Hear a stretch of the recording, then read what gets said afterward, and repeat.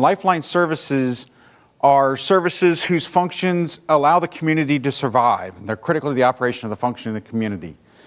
And these are the services that provide basic amenities not only to our citizens, but also to our first responders as we're addressing any disaster that may occur. And in most cases, public works agencies or our sister agencies maintain those lifeline services. Typical examples of lifeline services are transportation networks, your roads, your bridges, your traffic signals, your signs.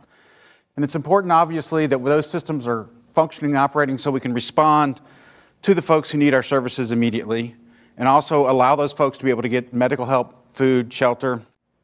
Our stormwater management systems, if they don't operate at our full efficiency, we can't get to people, and it's up to us to restore those services. Another thing that becomes an issue with stormwater systems is if there's a hazardous materials incident and that stuff gets into the stormwater system, we need to be able to know how to get that stuff out. Solid waste, your trash collection, knowing, everybody knows what happens if your trash doesn't get picked up over a period of time. You start getting disease and vermin and everything that goes with that. Water, wastewater and wastewater treatment plants. Potable water is very important to our well-being and to our firefighting. Gas and electricity. And in most cases, a lot of times in Public Works maintains the first, but a lot of times the gas and electricity are maintained by a separate utility. In my agency, the city owns the utility company that does gas, electricity, water, and wastewater. When you get into emergency management, it's critical that Public Works, fire rescue, and law enforcement and emergency managers work together to restore those lifeline services. It's got to be a unified response. We can't work independent of each other. It's very important that we work together to restore those lifeline services for the citizens that we serve. Last year during Hurricane Irma, this is our unified command. On the day shift, we have what I call the top line managers, because that's when our politicians are working. And this is what is common. This is what we push for throughout Public Works across the country. The politicians, when they're around, they want the directors, the chiefs, and everything. So this picture here is specifically, it's myself, our assistant police chief, our police chief, and our fire chief. And usually on our night shift, when we go to 24-hour shifts, 12 on, 12 off, the night shift usually consumes of, like in my case, it's the assistant director, one of the assistant chiefs, and the assistant fire chief. And it's really important that we all work together to make sure those lifelines are restored. During Irma last year, we were in command for about 3 days. And in command, that's when we're doing restoring the lifeline services, getting those essential services to our citizens who are trapped. Once we get everything restored and people are back to pseudo-normal, we go back to our normal daily functions. And in the case of Public Works, that usually means cleaning up all the debris. One of the things that was an outgrowth of the hurricanes in 2004, when we didn't work as well together in emergency management, is the task force we created. And I think this has become a very vital thing. This is one of the things that, as chair of APWA's Emergency Management Committee, I've pushed nationwide to create these task forces. These task forces we assemble in Gainesville prior to the storm. We pre-deploy them somewhere where they can be safe. And it consists of, as you can see in the picture, it consists of a fire truck, a fully complemented engine company, 2 uniformed police officers in a police car, one of our crews that includes a tree surgeon because of all the trees and knowing how to cut a tree, because sometimes you can do it wrong. And we also have a representative from the utility company because their motto is, if it ain't dead, it'll kill you. So we don't want our staff getting into trees with down lines when they may or may not be live. So the utility company provides us a representative to either let us know the line is live and kill it, or they can work back with their system to get the line killed if it's a larger component of that. These have worked really well. The primary purpose of these task forces is to work our way out from wherever they're pre-deployed, create routes to the fire stations so the EMSs, paramedics can get out to the neighborhoods, to the police station, to the hospitals, and then to the grocery stores. In Florida, we have a large grocery store chain called Publix. They recently retrofitted every one of their stores across the state with a generator so that after an emergency, it helps us because they no longer have to rely on us, who is then relying on FEMA, to bring relief supplies. They keep their stores up and running to the extent possible unless that particular store is devastated. So for us, it's critical to get the folks back out to those stores.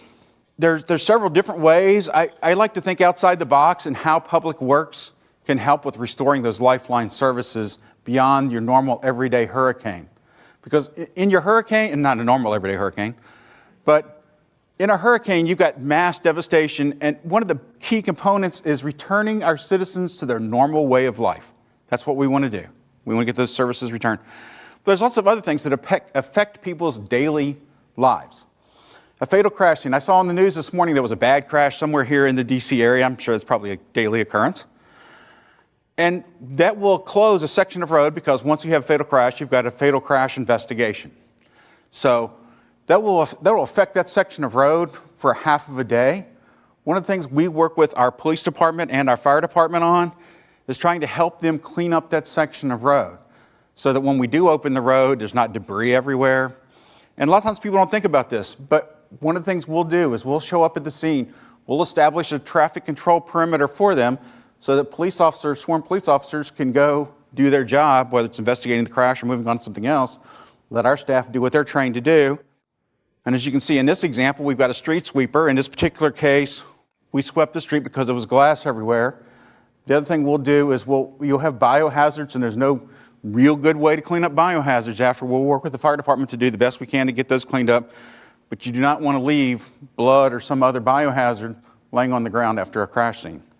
On January 24th, 2012, in Florida, we had one of the worst total victim accidents in the history of the country. There's been several worse since. Unfortunately, it's kind of like some of the other incidents we're having. Everyone's worse than the last one. We had multiple fatalities on Paynes Prairie. The interstate was closed. So you ask, how does Public Works get involved in that? Well, Public Works provides a variety of services to assist the total response. And in this particular case, one of the things we did is we set up all the detour routes. It's important that we help getting the interstate open, but we worked with the DOT in getting all the detour routes set up. Then we use our traffic management system to reprogram the traffic signals along the detour route, because I-75 is a 6-lane facility, goes from the southwest Florida coast up the west coast of Florida and then to the north. And what's critical about I-75, a lot of the goods that are shipped up into this area and into the Midwest come out of the port of Tampa. They all come through this segment of 75. In this particular case, because of the devastation, the road was closed for over 2 days. We had fatalities in both directions. Just a little overview. Paynes Prairie is an old lake that a sinkhole opened and the water drained out, and now the interstate is at the lake bottom level or a little above. We had a forest fire happen, a brush fire in the lake, and it also was foggy that night. And so it was a combination of bad elements that completely obscured vision to less than a foot. And so we had a series of cars in both directions entering at 70 miles an hour and plowing into the series of crashed vehicles. And it was just, it was almost like, unfortunately, it was like something out of a cartoon where cars just kept going in and plowing into the crash. So we had multiple victims. You can see from the picture on the bottom, there's tractor trailers lined up all the way that were part of the crash. How did we get involved? Not only did we do the traffic routing and the detours, we also helped DOT with the repair of the road afterward. We had several tractor trailers that burned. One tractor trailer burned for over 24 hours because of the materials in it. Another thing that we did with our transportation system, the transit system in Gainesville is in the Public Works Department, so we sent buses out there. Because with an accident of this magnitude in January, if you're familiar with Florida in January, it'll be really cold in the morning and it can be warm in the afternoon. So we had walking wounded on the interstate. This obviously overwhelmed all of our resources. So we used buses to transport folks who did not need an ambulance to the hospital for minor medical help. We also used a transit bus in the morning for those folks who didn't need to be transported but needed somewhere to be so that they could have a place out of the weather elements. And then as we moved from a response operation to a recovery operation, we then provided a bus during the day for rehab for the other first responders, so police and fire could get in there and take a break out of the heat in the air-conditioned bus. So we played a role in that, and like I said, we were there for 24 plus hours. The road was closed for 48 hours, in which we managed the traffic around through the city during that entire time. Pumping operations. One of the big things we get into in Florida was the flooding. We get a lot of flooding events in Florida. We're flat. Our stuff drains usually to sinkholes and then goes down to the aquifer. We have few rivers that drain to the ocean, but most of ours go into the aquifer. Our flood channels are usually fixed, and this is a situation where we had 2 subdivisions that were closed off. Our fire couldn't get in to do EMS work. So we worked to pump the water. In Florida, one of the things we have to do is pump water from one basin into the next where it is draining. So this situation where in order to get 2 subdivisions back open to the public, we had to pump water for better part of a day to get it pumped down far enough that a large fire truck could get in there. Our fire truck drivers have to know how to get into places like this, but still it's incumbent upon us in Public Works to get the water pumped down so they can even do that. One of the things that we worked on with our police department, in 2004, this was the road to the helicopter pad. Obviously, they couldn't get to their helicopter pad after the 3 hurricanes went through. We had 3 hurricanes in Florida in 2004, and my county was impacted by all 3. Somebody in our county must have alienated God because he sent Mother Nature on us. So one of the things we had to quickly do was restore this road so that we could get goods and supplies to our helicopter pad. Now, fortunately, they could get it through the airport there, but everybody here knows what security is like right now. If you can get stuff on the land side, it's going to be a lot easier than it is trying to get it on the airport side, trying to get materials and supplies in through security. And so this was a situation where we quickly, working in conjunction with our police department and Unified Command, quickly created a temporary road until we could get the final fix done. One of the things with our fire department, we assist our fire department a lot on a more routine basis than you would think. In Florida, we have a lot of mobile homes. And one of the things that people do with mobile homes, I'm from Virginia, so this was the first time I'd seen this. When the roof fails on a mobile home, instead of replacing the roof, because it's kind of difficult, you build a carport over it. And then when a mobile home catches on fire, for any of you that knows, those things burn fast. So you end up with the original roof and the carport roof on top, and it creates a really hot environment for our fire department to get into, so they'll use us to help remove the roof. This is an example behind me of a warehouse that was about the size of a football field that had a metal roof and a pole barn, wood poles, and it burned, and the roof just set down on it. The fire department had hot spots, could not get into it. We brought our track hoe, as you can see in the foreground there, with a grappler on it, and we would reach out into that roof and pull sections of the roof back, and then the fire department would spray it with the tower to knock the hot spots down. Now, one of the things we do to make this successful is we have operators in our Public Works Department that are trained to wear self-contained breathing apparatuses. We've learned that it's more efficient for them to work with us because our equipment operators are some of the best in the country. I'm proud to say that one of my equipment operators won the National Rodeo last week in Kansas City. I can't wait to present that to my commission when I get back. In my opinion, we're much more equipped to operate our equipment than the fire department is, trying to teach a firefighter to operate a track hoe. So these are just the things we normally do on a routine basis to assist in Unified Command. We've developed such a relationship that the police chief and the fire chief both have my personal cell phone numbers, and they call me on routine things. How can we assist? What can we do? One of the things that APWA, the American Public Works Association, released this year is our new first responder emblem, and we've been improving our relationship with other first responders. What I feel is that we need to improve our relationship within ourselves, and we also need to improve our relationships with the other first responders and doing a better job. And how we do that fits into what I say fits into FEMA's 2018 to 2022 strategic goals. And FEMA's first goal is to build a culture of preparedness. Through the events we do in Gainesville, and I've talked mostly today about natural disasters, I haven't talked about man-made disasters, we've created a culture of preparedness. We've created a culture of incident command and unified command and working together. Our police chief and our fire chief and myself communicate on a daily basis, on a business basis, and on a personal basis. I've gotten to know them, and I think that's a critical factor. It's very important that you develop those relationships in advance. Goal 2, ready the nation for catastrophic disaster. We learned lessons in 2004 of how it's important to work together. One of the critical things that the task force was an outgrowth of was we had police officers standing with trees that had downed power lines in them in the rain that we didn't know they were there because we didn't communicate. We have worked to build that communication. That does not happen now. I want to get that tree cut. I want to get that police officer back on the road. So it's very important that we develop that catastrophic disaster. And that includes for man-made disasters too, like acts of terrorism. We need to be prepared.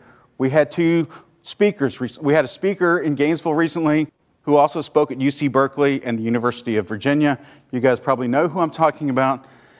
They came, they brought a couple of hate groups with them. Public Works' job was to establish the hardened perimeter. We used heavy equipment to establish a hardened perimeter in being prepared for a catastrophic disaster. And it could quickly turn into a catastrophic disaster. 9/11 and the Oklahoma City bombing are both examples of that. And then strategic goal number 3 is reduce the complexity of FEMA. I can't help you all with that, but those of us on the local level understand the complexity of FEMA, and how that relates to us is we understand how difficult it is. I'm still going through reviews for Matthew, and I've still got Irma to go. So when I get through with Matthew, I'm sure FEMA will be working with me on Irma. But if it's that difficult for us to work with FEMA in your strategic goal, to me it's important for us to be able to reduce the complexity to our citizens we serve. They don't care whose road it is. They don't care who owns it. They don't care which fire department's coming. They have a problem. They want us to show up. And that's very critical. And that's something that's true through public works departments all over the country. And with that, my takeaway for you today is the most critical thing is getting our citizens back to a normal life. That would be the one thing that I would say. We want to get our citizens back to their normal way of life, going to work, going to school, going to play. And in order to do that, the most efficient way is if police, fire, and public works work together. Thank you.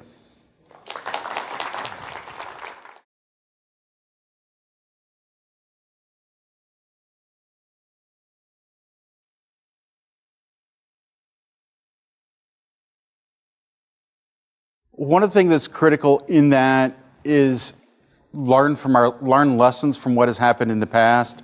And then the biggest issue we're fighting now, talking about resiliency, is we're looking at storms. Because we are now receiving more intense rain in a less time, and we're actually blowing the curves away. You know, we have these standard curves we've used forever.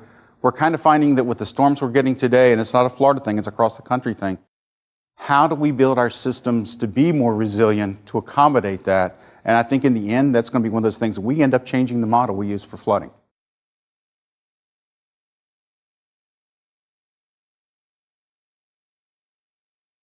We do it by number of signals out, number of people without power. I believe that's what you're asking. We report it that way, how many people are out of water, power, and that way is versus other ways. And we keep a running tab. We use a program called CityWorks that keeps us in track. It's our work management system. It keeps us in touch with all of our systems that are out.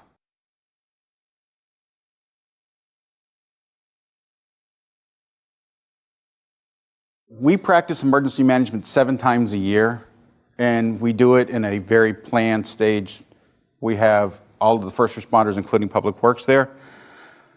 And that has allowed us to develop relationships. And what I've learned from that is that it's important that on a non-emergency event, just through the year, the emergency managers bring the police chief, the fire chief, public works director together, even if it's just for lunch to get to know the other people.